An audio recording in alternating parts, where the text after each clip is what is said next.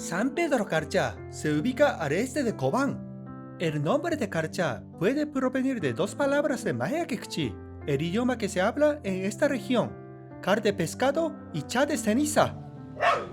Un día me invitaron a la casa de Rosa y Ana, quienes prepararon un delicioso caldo de chunto y gallo criollo, comúnmente conocido como caquic. Cuando llegué, estaban colgando leña para cocer los pochitos, una típica escena que se observa en las aldeas de Carchá en los días domingo por la mañana.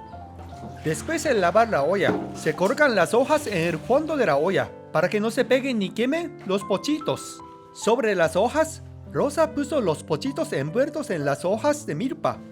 El número de pochitos refleja el gran tamaño de la familia.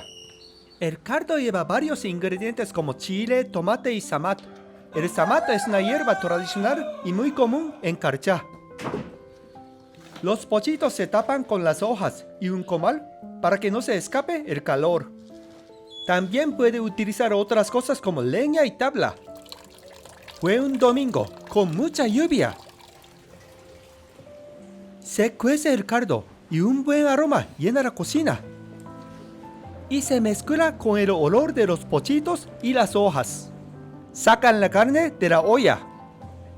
Luego agrega la sangre de chunto recolectada y coagulada en una palangana al caldo.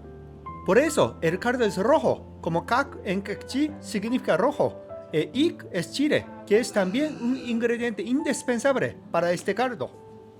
Ya están listos los pochitos. Corta la carne y coloca cada pieza en un trasto que ya tiene el caldo, y se sirve el caldo caquic. También disfrutamos de la moronga de chunto, llamado en quechí quic. Además de los hermosos lugares, San Pedro Carchá cuenta con una excelente gastronomía tradicional que fascina a sus visitantes.